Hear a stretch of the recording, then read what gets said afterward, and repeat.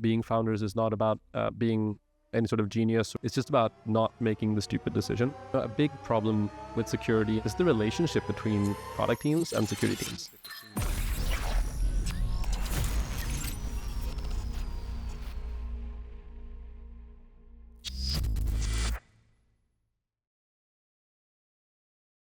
Hello and welcome to another episode of the Accelerometer. I'm Dr. Matthew Merman, CEO and founder of Anarchy. Today we're going to be discussing AI security with Sten Sjöberg, the founder of Remy Security, an AI security design review company. Sten, can you tell us a little bit more about what AI security design review is? Absolutely. So basically it's just a matter of any time a product team or engineering team changes a product, like adds a new service or a new feature, there's all kinds of opportunities to get that wrong from a security and privacy perspective. And so we just enable the security and privacy teams at large companies to see all of those risky changes and get in and do helpful reviews so that engineering teams can just build securely and fast, right, without knowing all of these details. How did you get involved with this? Basically, it was my experience at Microsoft. So I was at one of their security teams. Microsoft is enormous. Of course, they have a bunch of security teams. And scale is just a fundamental problem. How can you possibly, if you're working against, say, 2,000 different services, how can you possibly know that all of them are being built in a secure way? It's really, really difficult if you're trying to scale with people. So what exactly were you working on at Microsoft? At Microsoft, I was so one of the security team that I was part of was kind of for internal services. So anything from like time and reporting to some Azure core stuff. There was this broad swath of different services. And so I was a PM there, mainly working with how we could improve those existing review processes that we had, and kind of automating them as well. Because you were doing review processes, does that mean that you didn't have that much exposure to attacks as they were coming on? Or were these review processes, did they get updated every time there was an attack or something like that? Great question. I can't speak to the overall security strategy of how Microsoft does this, but I can tell you that, I worked quite intimately with some of the folks over at Threat Intelligence to understand the sort of TTPs, techniques, tactics, procedures that attackers are using, right? But somewhat thankfully internal, right? So the attack surface is just a little bit more hidden, right? It's not quite as exposed as something like an Azure service that's being used every day by customers. So you had a comfy job at Microsoft before deciding to jump ship and build a startup.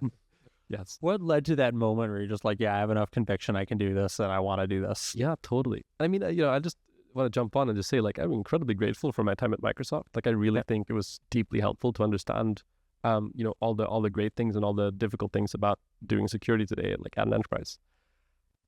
Fundamentally for me, I was looking at everything that was happening here in SF. I was in Seattle, seeing all these incredible changes with LLMs. And what I was noticing was that there was a lot of focus on, this new AI thing is dangerous. How do we secure it? How do we ensure that that this doesn't become a whole new problem for security people? And the thing that I was really passionate about was what if we can use this to our advantage, as the defenders?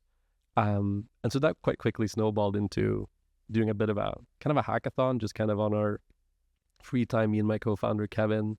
And when that actually started working, we kind of felt that it would be a mistake not to at least try, right? You kind of sometimes have to just take the plunge and just say, we think this technology is going to change the way basically everyone in security does their job, and we want to be part of that positive change, right?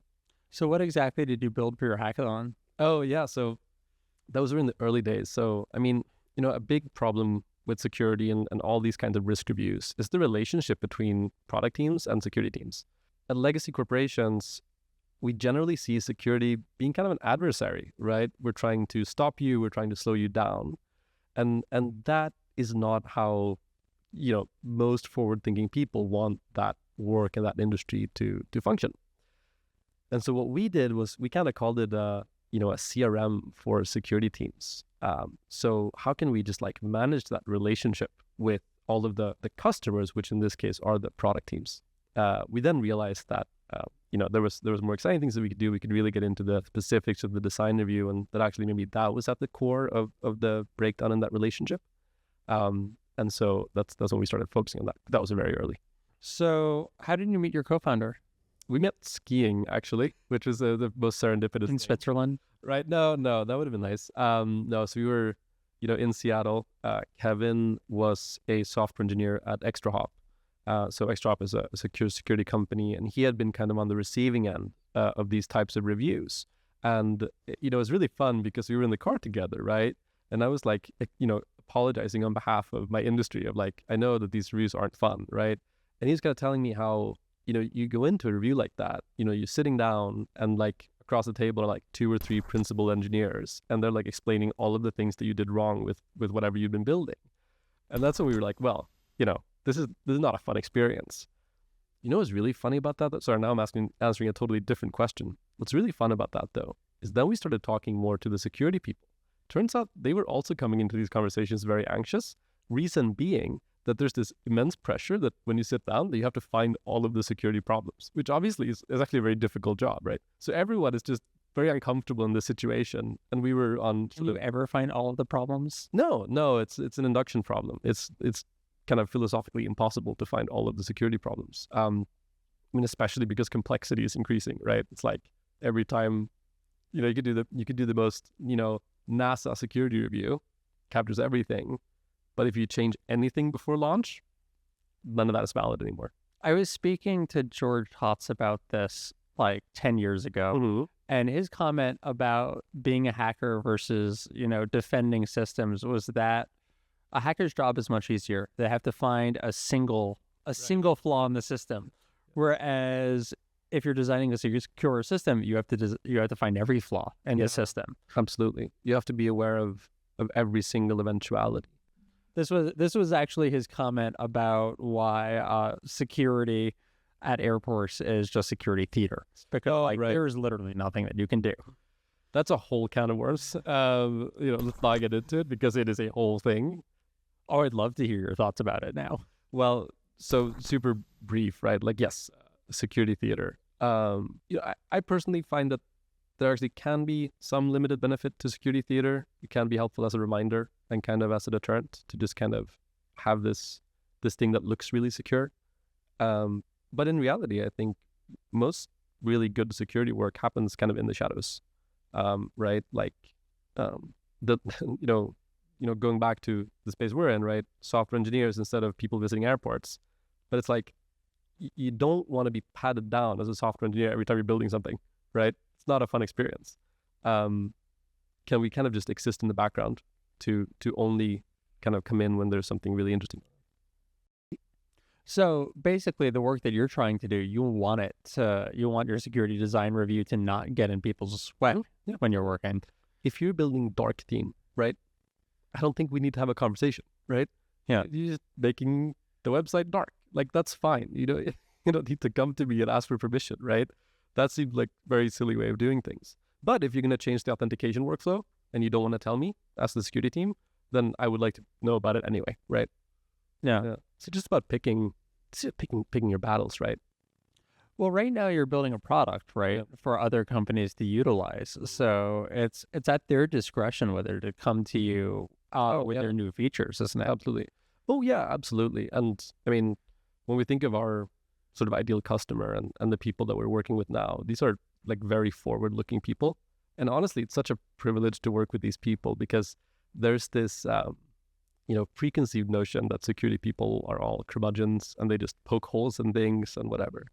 But then we talk to the people that are interested in working with us. And these are, it's awe-inspiring. These are people that are like breaking down like big silos at their organizations that are like fundamentally rethinking and believing in this new technology and how it can change the way that they do their business. It's really cool. And these people exist everywhere in security. So I think it's a mistake to think that we're all kind of, curmudgeons. So how do you go about the process of convincing companies to come to you with all of their design reviews? Or is this something that they already just want to do? Yeah, I mean, there's quite a large spread. Like security is still a very nascent field. Like there are very few standard operating procedures that like everyone uses. But in general, companies are already doing these types of design reviews. They're just manual. And generally, they're doing it kind of at the behest of the engineering teams. So like the engineering teams will kind of say, hey, I'm doing something dangerous. Can I get some help? And then they get help, which is, I think is great. There's nothing wrong about that.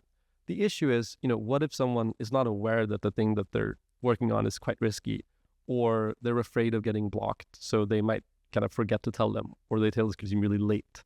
Those are the types of problems that, we want to be avoiding and kind of detecting at scale.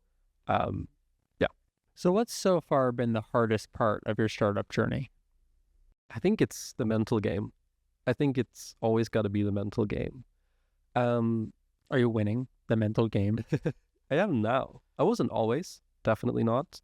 And, I think there's this saying, right? I don't know who to attribute this to, but there's this saying that, if you're doing something new or interesting, like per definition, there's going to be people that doubt that, right? And I think that's true in an internal sense as well. Like if you're doing something truly new and interesting, there has to be self-doubt.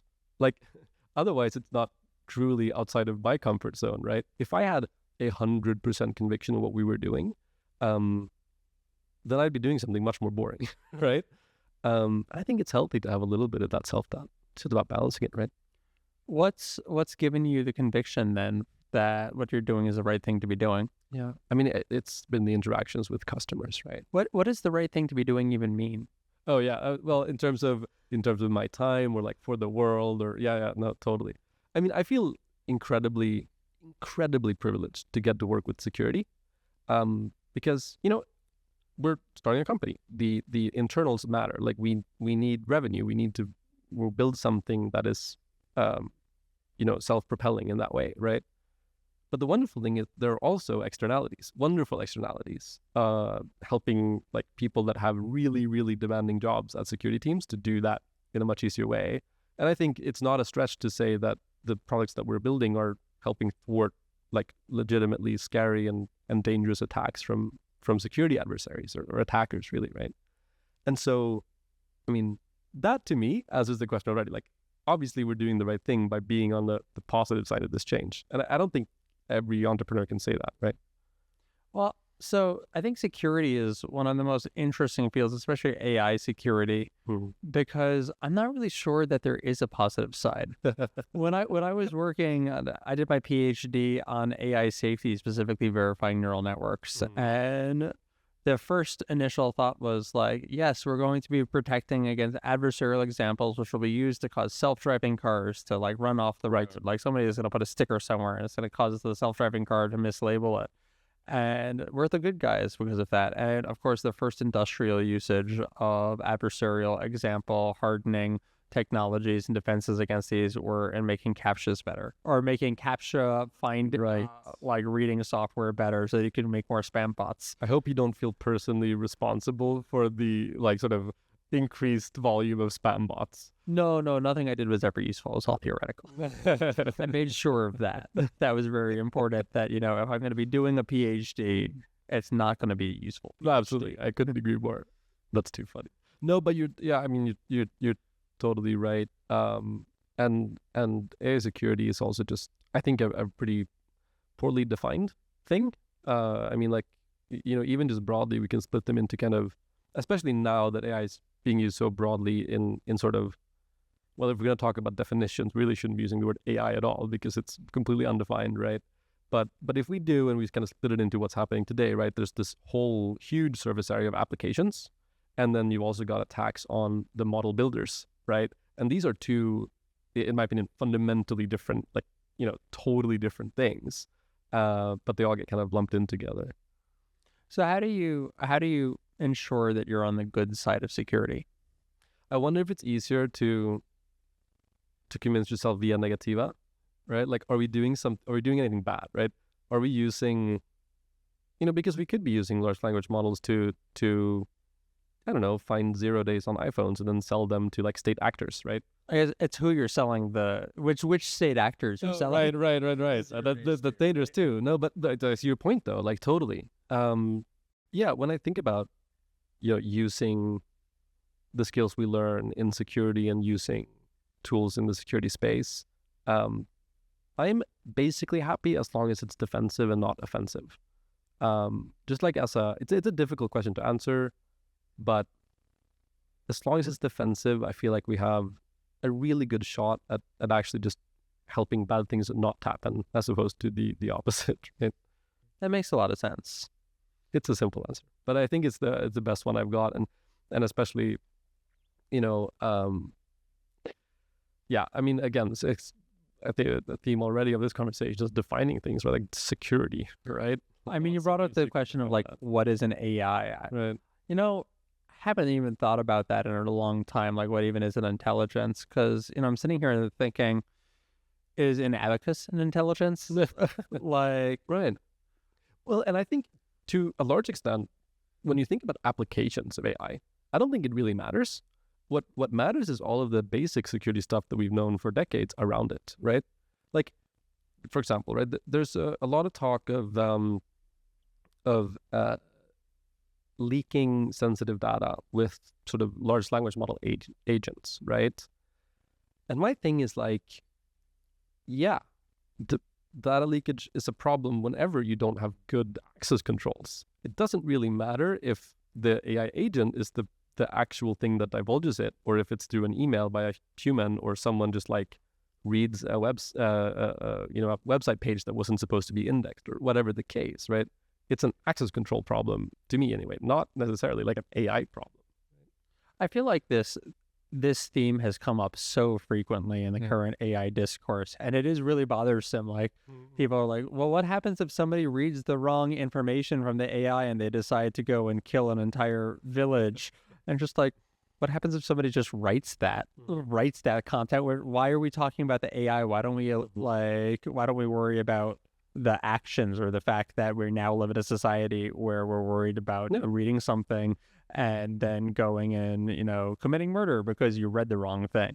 That seems like a problem for society, not a problem for AI researchers. Totally. And I think,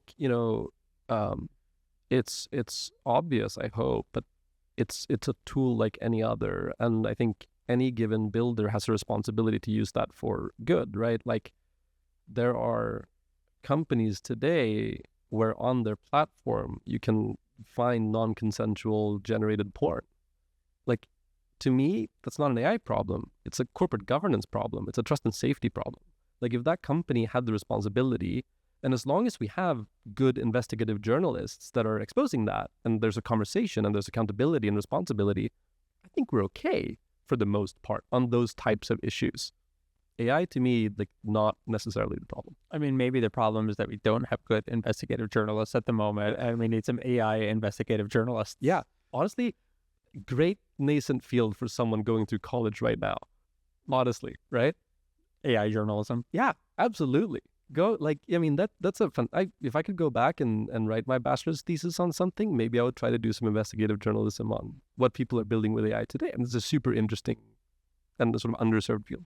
I had a friend who was a journalist, moved to San Francisco after spending 5 years reporting on Ukraine and then the Ukrainian war. And I just realized the mountain of batshit crazy things going on here that I had to explain to him. I took him to the thing. I was like, well, okay, so there was this one guy, he wears a hat and he's got like a neck beard, and he believes that AI is going to take over the world. So he got together with a philosopher from Cambridge, raised $1 billion, but then that $1 billion was taken from them and given to Elon Musk, and then they raised another $1 billion, and now they have a lot of like bottles of urine looking thing on the ceiling.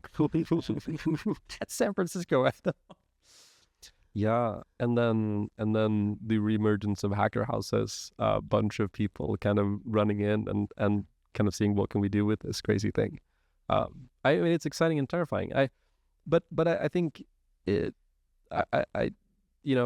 one thing we talked about super briefly before we started recording, right, was this thing of okay, AI security, like, are we all just going to talk about the problems, or are we going to talk about how we can use it for good? Something that I really love is the Substack AI Snake Oil, aisnakeoil.substack.com, written by these two fantastic researchers. And, you know, a lot of it is critical, right? As I think it should be. I mean, they're academics. That's kind of their role, to be critical and look at what's happening and analyze it. But kind of out of nowhere, Arvind Narayanan, who's one of the authors of this Substack, he wrote this great article on how he's using LLMs to do story time with his 3-year-old daughter, right? And it was totally out of left field for most people. I kind of know him a little bit, so I was like, I knew that he was bullish and kind of excited about AI. But people had a really hard time with this, and they were kind of like going at him on Twitter because they were like, you're in the critical of AI camp. You're not allowed to like AI. And I'm like, no, like if we can, in a responsible way, use AI to like help a father get closer to his daughter and like have a great time together and have a sort of creative excursion, amazing. Like, let's do that. I don't think that precludes us from being critical of, you know, other ways in which people are using AI, or being critical of where the source material, right, for that story time came from. I think we have to be allowed to do both, right? So isn't a lot of like the conversation around AI, it might be misplaced, like, you know, ignoring that, but isn't that actually good for your business?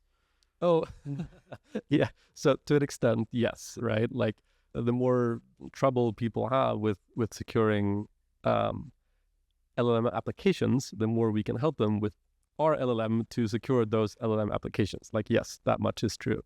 We are staunchly not an LLM security company, right? But yeah, that's like one of many problems that companies now face and have to solve. Don't you think at some point in the future, every company is going to be an LLM company? So you're going to have to be an LLM security company. Absolutely. We've already started removing AI from our branding. Like we don't talk about Remy Security as being like an AI company. I mean, the service that we provide to our customers are, you know, we help you understand what engineers are building and how to help them build that more securely. It doesn't really matter if there's a genie in a box, or I'm doing it manually in the backend, or there's an AI. If it works, right? For us, it matters a lot, but it is an AI because that's how we can scale and make this work really well for lots of different people. But that's not the important thing. It's just a primitive. Don't you think if you do have customers, and I don't know if you do, but if you do have customers that are building LLM applications, if you have AI on your backend, we've already reached that point where the AIs are making the AI stronger. We are at the singularity that we should be worrying about. It's a funny question. One thing that we can be grateful for, if that's the case, is that we've got the best retardant in the world, which is people and large bureaucracies. So even if that is true, the AI is not directly interfacing with itself. It has to go through a million of our monkey brains first. That's probably a good thing. You know, we are very, very happy with keeping a human in the loop. We think that's probably a prerequisite for doing what we do responsibly. And yeah, it slows things down, but maybe that's okay. Maybe that's not such a bad thing. Has anything surprised you about working with AI? I mean, a million things. I don't think I can name one single thing necessarily. I think what has been very exciting is how we now kind of have this, with LLMs, we kind of have a black box for testing basically any ML approach really quickly. Like we can use it as a classifier, sort of. We can use it to do like regressions, sort of, right? And it would require so little effort to just validate that something is an interesting idea. I think that has been really fun. I don't know about surprising, but I think it's changed the way people build, which is really exciting. Has it changed the way you guys are building? Absolutely, yeah. I think it's what we're building. I don't think we need LLMs for it. I think they're incredibly helpful, but I actually don't think we need it. We could have just built all of that ourselves. So why are you using LLM? Because it's faster, it's much easier, right? It just allows us to get things done at a much faster pace. And I think to an extent, it's a little bit of a bootstrapping thing as well. You look at the capabilities, you know, even if it isn't like, you know, empirically sort of rigorous, the fact that like GPT-4 was able to pass the bar, right? Probably just kind of memorized all the answers and then gave them. But it's inspirational, it's exciting, And also, I don't care if it memorized the answers or not, if I can use it for whatever my purpose is, right? And so it allows us to kind of say, well, let's try this. This seems like it's going to work. Let's go try this. And if that then means that in 10 years, we're not using any large language model, or we're using our own large language models, or whatever the case might be, I'm always going to be grateful for the sort of popularization that's happening now that kind of allows people to take the leap. I think that's super important. Do you want to have a hand in the popularization? Yeah. So to the extent, one way to think about our business, right, is like when corporate leadership realizes that we can be using these models to do security and privacy much cheaper, we want to make sure that there's a good alternative on the market to do that, a responsible alternative on the market. Because what I don't want to see happen is that someone, deploys AI snake oil and says we can do security really well, and it actually is mostly just theater that we were talking about earlier. I kind of want to see how it pans out maybe a little bit first, but certainly like I want to be there to be an optimistic voice in the security room. I think that is really important to me, and not to downplay, like there are security risks with AI, like especially like we talked about the huge surface area of AI applications, and we have to be careful just like any other new technology. I don't think it's fundamentally that different, but we have to be careful. And but I don't think that should detract attention from the fact that we can use all this new technology to actually make security easier and better. Like that is the thing that I want to be part. Like that's why I want to be part of security conversations. Even if I've joined like a couple of it's like a WhatsApp group or like a Discord or something, and everyone's just talking about the problems, and I'm like, oh, but look at all these exciting things we can do. And if I can just keep sending those messages out into the ether every once in a while, I feel like I've done my part. What's just the craziest vulnerability that you guys have found? Oh, interesting. I don't know if I can talk about that. What's the craziest vulnerability that you can talk about? I can talk about something that I did way back when I did sort of hacker for hire during a summer. And this is long enough ago now that it would be impossible to tie it to any specific sort of organization. What we found there was well, basically, we were able to build this exploit where if we sent an email to an admin who was logged into the admin platform, we could make like 1,000 sprinklers go off in the United States. So that was really exciting. And so we patched that up, and it's a good like fire sprinklers. No, like just like lawn sprinklers. Yeah. And so that's very cute. Yeah, was that lovely? I just thought it was great. But good cautionary tale though of like if you're gonna have like an admin portal that can just like execute an action, like please make sure that you don't have, in this case, like a CSRF vulnerability. But I feel like it's a big topic of conversation, security among Internet of Things people. Yeah. But all of the vulnerabilities that I ever hear are such like, in order for this to actually be a problem, it's like a very Ocean's 11 problem. Like sprinklers going off. Like, okay, that's kind of cute. Unless, somebody's trying to pull off the heist and they're trying to like distract. So like, yeah, IoT is interesting. I think the reality, as usual, is that it's the boring vulnerabilities that have the greatest effect. Like, a huge network of compromised IoT devices being used for distributed denial of service attacks. Like, it's not the sprinkler going off and like, or like a fridge like heating up your food or something. It's like the fridge sending a bunch of packages to like one specific thing at the same time as the sprinkler is sending packages to that same thing. Is like not as much fun for like a journalist or a director to write about. Did you ever see that Mr. Robot episode where they attack the woman's house and the lights flash menacingly? Yeah, right. It's like, oh no, not the lights. Yeah, no, totally. I mean, I think we should be like, I think privacy risks are more interesting from an IoT perspective. But again, I think privacy and security is, I think, largely forgotten in the mundane. Like, in reality, a privacy, breach doesn't usually look like something particularly dramatic. There are obviously cases where it is very dramatic, but most of the time it's like, now Google knows a little bit more about you, right? And in aggregate, that's actually a huge problem, I think. But for an individual, unless you're a very special person, probably isn't that interesting. So what's your vision for the future of Remy? Basically, self-serve risk assessments across any type of risk area for product teams. Like, what I want to see is that the CISO, the privacy lead, the financial compliance teams, they can all kind of lean back, relax, knowing that every product team at their company has all the knowledge and incentive they need to be able to, like, target those risks in an adequate way, right? And then only get involved when things are like really scary. But we're deep believers that, like, no one, what's funny? No one wants to write insecure code. No one wants to build an insecure product. It's just that they have a bunch of stuff going on, and they're not all necessarily security and privacy experts, and we can't expect them to be. They just need a coach that's present to kind of say, hey, did you realize someone might be able to do this if you do this, right? For quality, we'd really want you to solve that for these reasons. As long as you, are human and like reasonable about it, people want to solve these problems. It's not nearly as adversarial as I think many people think it is. Have you ever seen the security practices that, it's not really security practices, it's the safety practices that they use for NASA?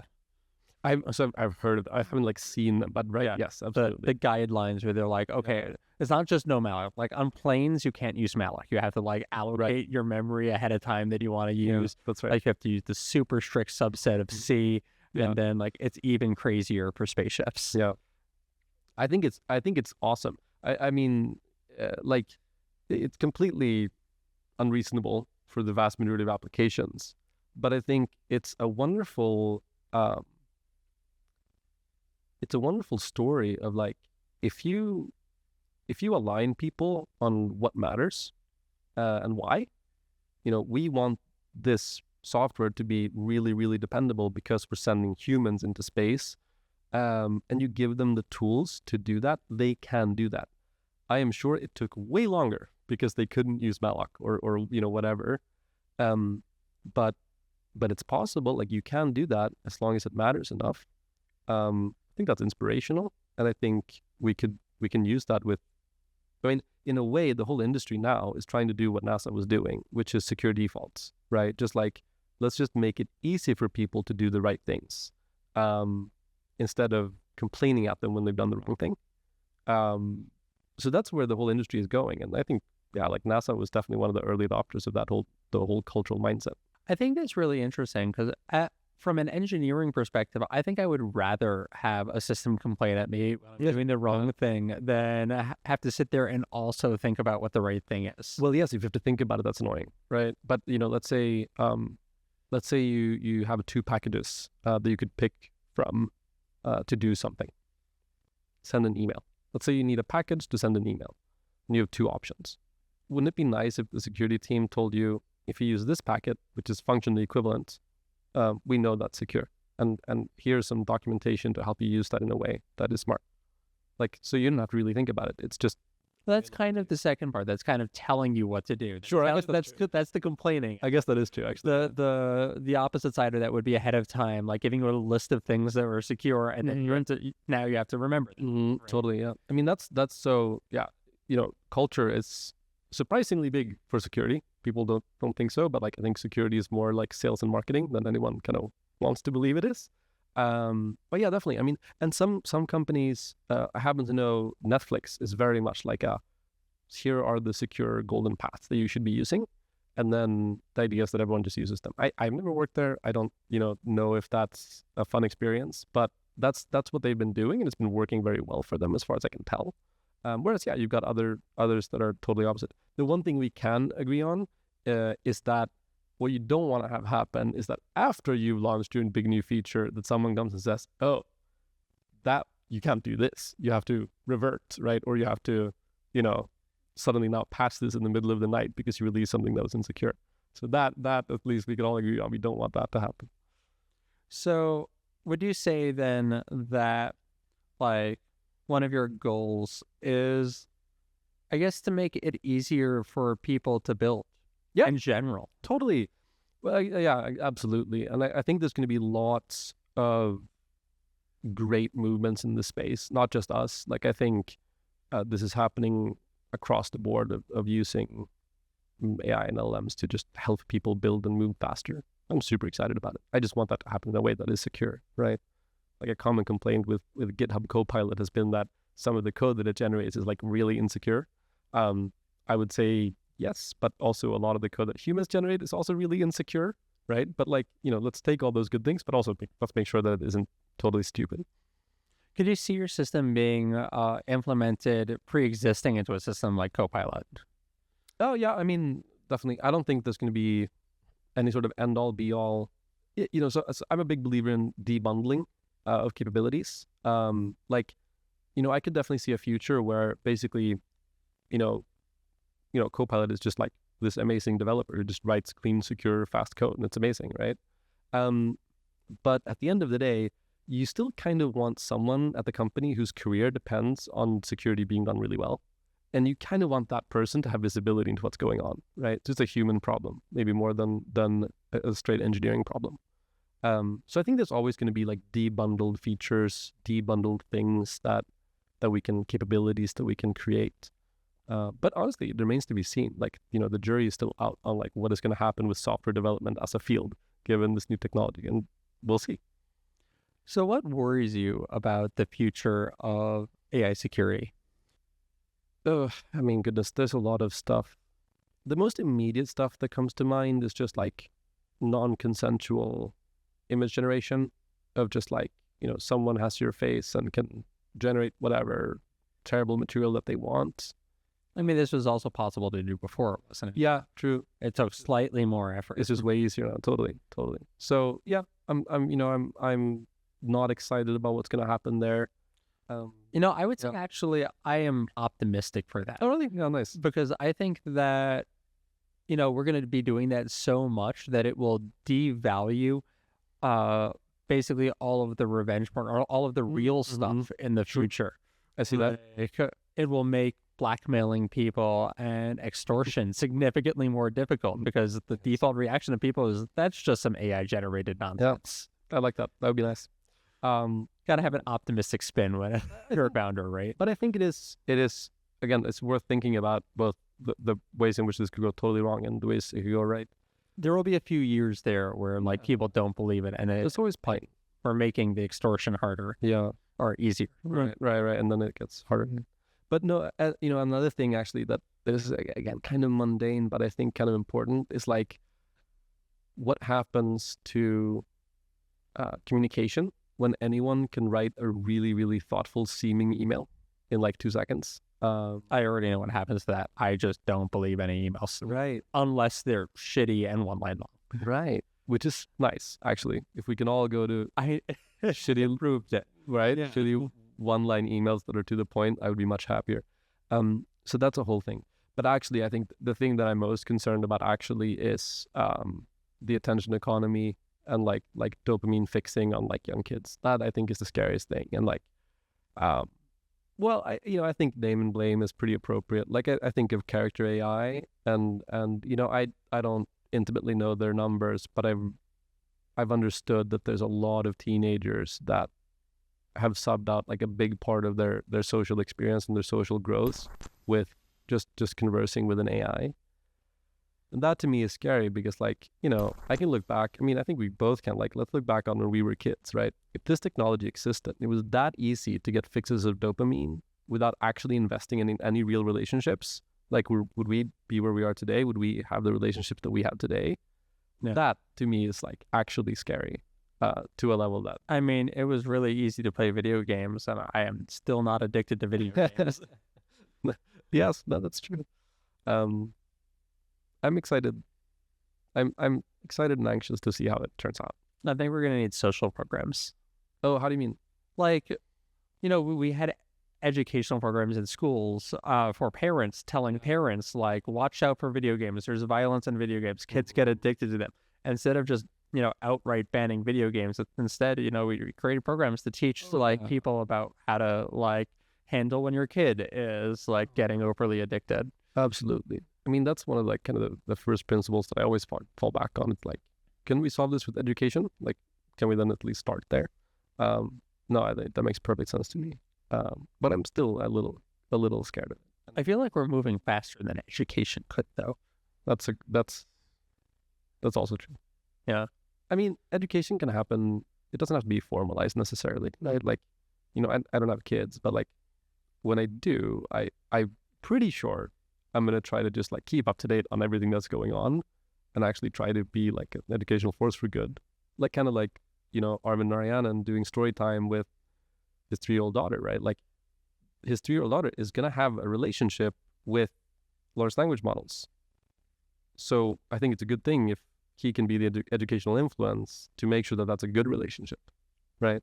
So that's pretty cool, I think. But we can't expect everyone's dad to be, an AI researcher. That's a bit much, I think.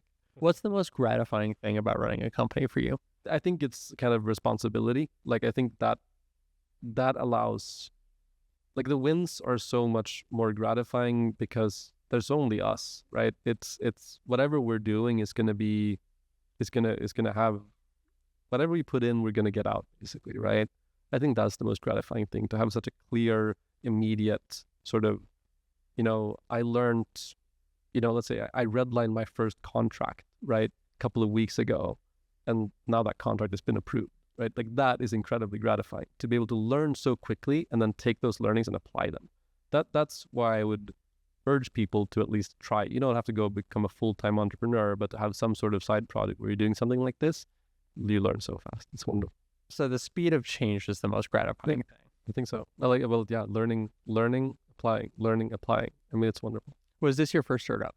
Yes. I mean, we did some videography stuff in high school with a few friends of mine. So, I had a little bit of an entrepreneurial stint, but this is the first proper one. Did you always know that you wanted to build a startup? No, not at all. I knew I wanted to work with technology. I knew I wanted to work with a small team. Other than that, I didn't really know. But that lends itself pretty well to what we're doing now. How about you? Yeah. Yeah. Okay. Yeah. Was the PhD just a long delay? Yeah, a little bit. It was fun. I enjoyed doing a PhD. I was like, I'm going to hang out in Switzerland. I thought that, maybe I'd want to be a professor and then build a startup. Mm-hmm. And I looked into that quite a bit. And then fundamentally after I'd gone and done a tour of interviewing at schools, I decided, no, actually I just really want to build a startup. I enjoy talking to people. I enjoy building things. I don't enjoy teaching. Yeah. Oh, interesting. Yeah. Yeah. I can see that. Did you ever think about going into academia? Absolutely. Yeah. I think research is fascinating. I think the difficult thing about it is, we're learning, and the feedback loop is like, you can learn extensively and you can publish, and that's all fantastic, and I think really, really cool and important. But then using it, right? The time scale on those types of projects are way longer. So I think I guess I preferred a little bit faster and looser. I mean, to be fair, during my research, like we did actually produce practical frameworks, and it took maybe 6 years for those to get into production. Yeah. So that was a short time scale. Yeah. But then again, standing on the shoulders of giants, obviously, right? If we had to build everything that we're using from the ground up, and I mean, obviously LLMs, but like React, right? I mean, we're lucky to have such a huge store of potential energy that we can just apply, right? I mean, that's incredibly, incredibly nice. And like, that's not something that I try not to take it for granted, because if I was born just a little bit earlier or later, might just not be in that moment at all. Yeah, maybe you want to give a shout out to your favorite tool. My favorite tool? Yeah. I don't know. I don't think we have a favorite tool. I think we kind of have a love-hate relationship with all of our tools. Yeah. Yeah. Yeah. I mean, tool is only as good as process and culture, right? So, favorite tool. Well, I will tell you, I think the best capital expenditure was ergonomic chairs. That was a really, really good purchase. I'm not like, I'm being a little bit facetious, but like not actually. Like, so you guys have a physical office, is what you're we do sit in person every single day. We like that a lot. And we sit comfortably in our ergonomic chairs. And like, yeah, they were like twice as expensive as like any other chair. But like the ability to just like sit comfortably and concentrate is like, because for like 3 or 4 months, we were just sitting at like kitchen table working. And we didn't realize until afterward, like that actually makes a huge difference. I got office chairs for my kitchen table. Yeah, really. I think it looks cool. When I was Very comfortable, yeah. when I was a kid, I went to the Jules Verne restaurant in the Eiffel Tower, just like a Michelin-starred restaurant. I was like 13 years old, and all of the tables were like office tables for business people, and they had office chairs and like those swinging lights that you can move over your table. No, and, like adjust to look at your food, and came out with like a pen and paper, like you could take notes on your food. That does sound very, very Jules Verne. Yeah, that fits. It's fun. Yeah, I was like, I want my own apartment to look like that. That's great. Yeah, but no, seriously, like I mean, this. Do you worry that the second that once you had those ergonomic office chairs, that you are now no longer a startup? Right. No, I think we've got redeeming qualities. Definitely we have some redeeming startup qualities. You became an enterprise that day. For one, our ergonomic chairs are like neatly positioned in our living room, so that helps. That definitely keeps things startup-y. But no, seriously, that was a good purchase. And in general, just like I think, actually, I don't know, I have this whole philosophy about like productivity, which is pretty antithetical to how most people think about it. I think over optimizing for productivity and productivity systems, at least for me, just ends up being this super distracting rabbit hole where I'm like going down and like trying the best email app or like whatever. Whereas like the things that make me the most productive is being really intentional about cutting out time in the day not to be productive. Going to the gym or going on a walk or sleeping comfortably or sitting in a really comfortable chair. Like those are like the productivity tips that actually seem to matter to me, not like the exact tool that I'm using for my to-do app. Right? Yeah, I feel exactly the same way. And I noticed when I built a startup app a lot, like at the beginning, because in my PhD, there aren't many meetings or anything like that. You have maybe 1 meeting, 2 meetings a week. When I started the startup and things were going well, suddenly my entire calendar was filled with meetings. I didn't know how to say no, like I need time. Yeah. And I, maybe a year in, I read a book and I was like, actually put something on your calendar, like once a day. Oh, yeah. When somebody else can't, I was like, this is such a lifesaver. Suddenly I had an hour free. Absolutely. No, absolutely. I put everything in my calendar. Like if I'm going out for like a beer with just like a friend, I'll put it in my calendar. It helps me immensely to just like have some sense of work-life separation. And yeah, I'm a big believer as well in this kind of where you're kind of flipping scheduling on its head. You actually schedule your time off first to then feel entirely, I don't know, it makes me feel forced to really be working effectively during those hours when I don't have free time scheduled, right? You know what I've started doing? I've started not even keeping a to-do list, but every time I have something that I need to do, I'll put it on my calendar because then I know exactly. And then like my life is just like, look at the calendar. Okay, that's what I should be doing in the next 5 minutes. Right. And it's funny because like a lot of productivity people would call you crazy for not using this, right? But if it works, right? Just great. Yeah. No, absolutely. One thing I will say I'm really excited about, and I feel like, in a way it's annoying to know about all the developments in the space because I am like itching for a CRM that actually has useful large language model capabilities. Somehow that doesn't exist yet. I don't understand.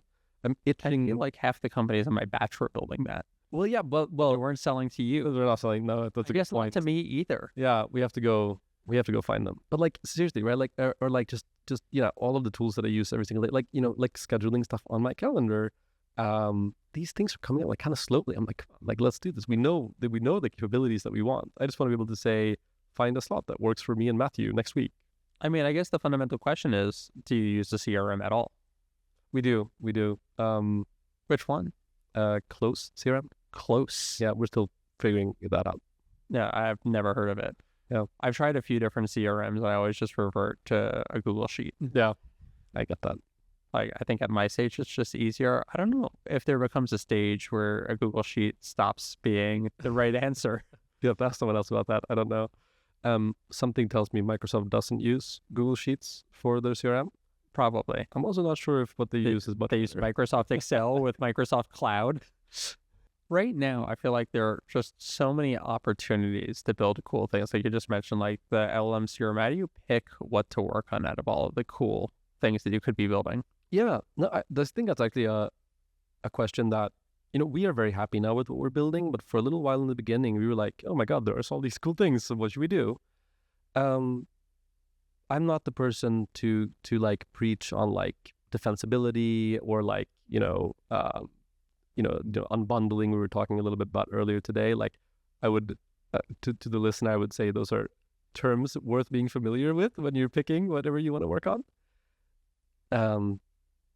But fundamentally for us, it was just the space that we knew and the thing that we felt most excited about. And the thing where when we talked to early design partners, they were the most excited about.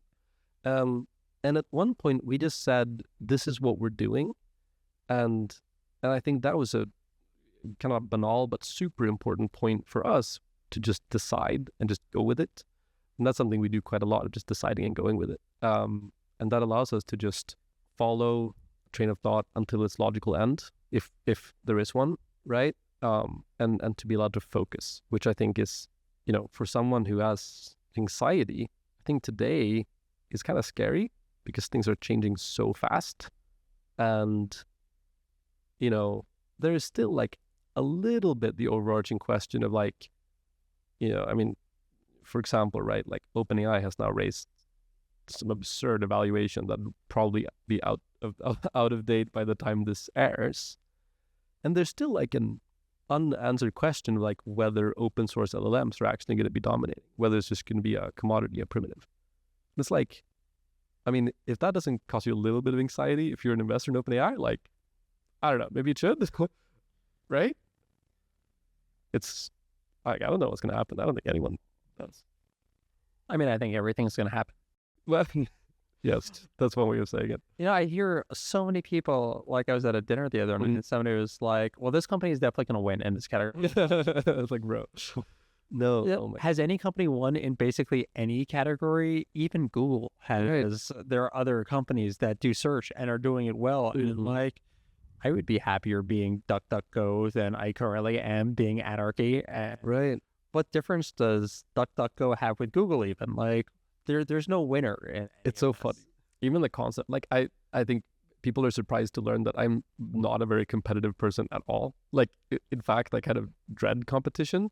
Like sports, like I've just never been my forte at all. But like solving a problem and like seeing someone be like, oh my God, this is actually working. This is great. This is like solving this problem that I have. Like, that's great. Super fun. I don't really care if someone else is also doing it. I care a little bit, but not that much.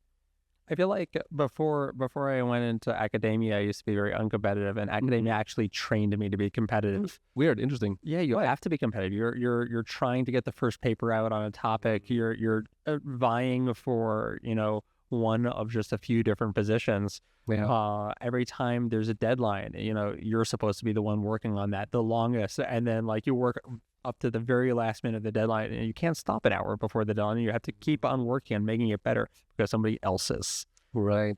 And I've had to unlearn that. Oh, interesting. Yeah. Yeah. Is it not helpful? No. It's not a helpful way of thinking, because then you're like, okay, well, somebody else came out with the same product, so I guess, and right. Bigger company, so I'm going to stop working on this. Right. Whereas I had a conversation with, like, very early on, only a few months ago now, but before GPT plugins came out, that was right when we were raising money, and I was working on something that was basically like GPT plugins. And like an investor in a meeting said to me, hey, by the way, did you hear about GPT plugins that came out like 20 minutes ago? I was like, no, I've been in this call. And they were like, how does that affect your business?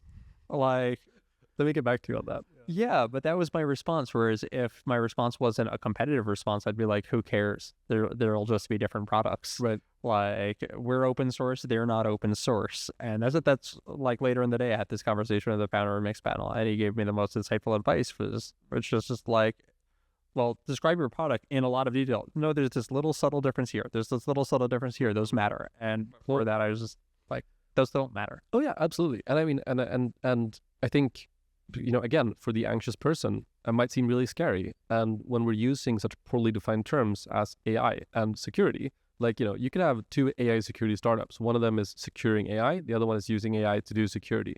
Out in that set, you could have a cybersecurity AI. You could have I don't know how you would do this, but maybe some sort of nation state security. TSA AI. Like, I don't know. There's like, yeah, so many different things.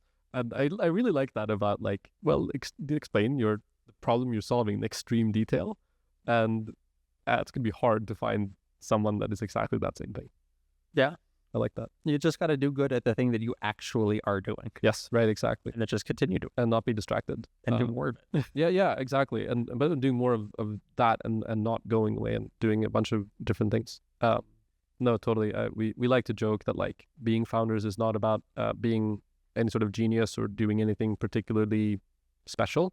It's just about at every point not making the stupid decision, right? Let's just not be stupid about hiring. Let's not be stupid about negotiating this contract. Let's not be stupid about what idea we're working on. And that's kind of enough. I think that also it sort of on the competition, it takes away the pressure a little bit. We can't expect ourselves to be these absolute geniuses. I don't think that's a healthy way to think of oneself either, right? So yeah, we'd like to say that. So going back to AI a little bit, Absolutely. what's been the most challenging part of using AI? Oh, I mean, it's basically like evaluation, right? Evaluating LMs is super difficult. And I don't think they're as kind of out of pocket as people like to portray them.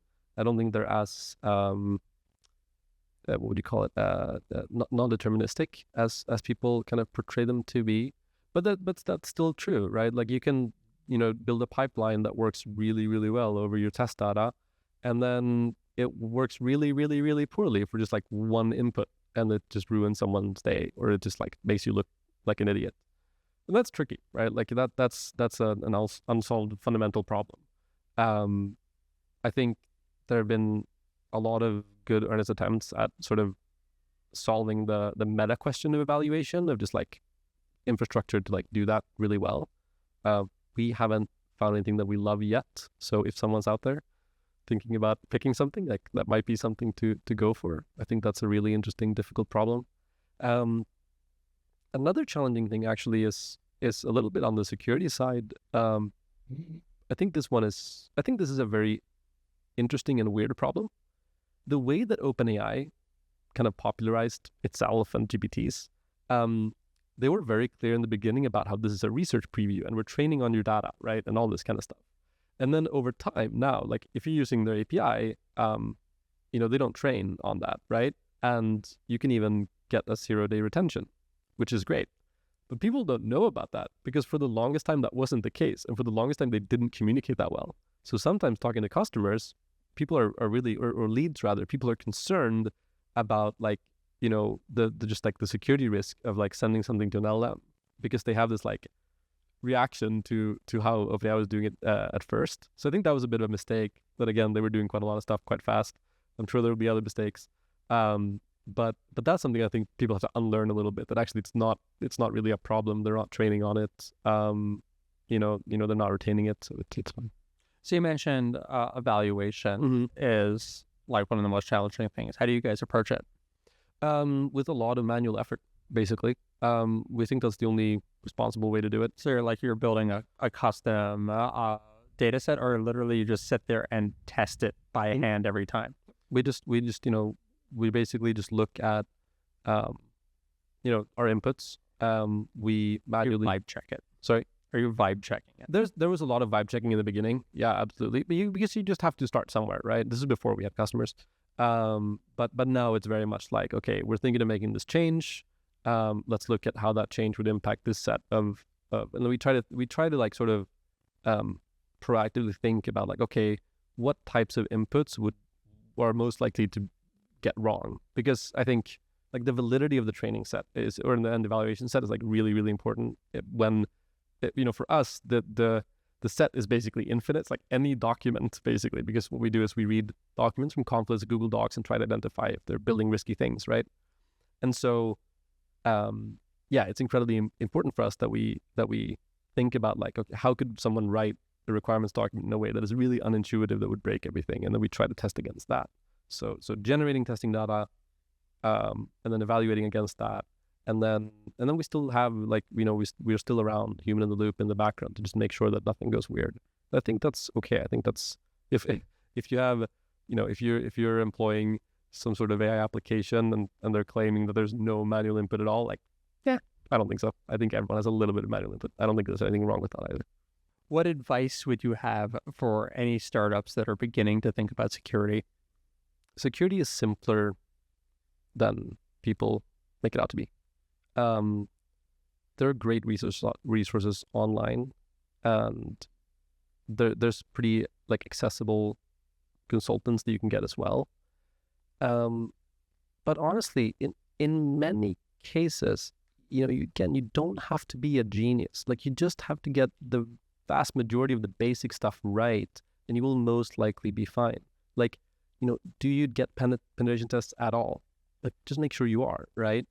Are you authenticating things? Just make sure you are, right? And then don't try to reinvent the wheel. Don't roll your own crypto. Don't build your own authentication system.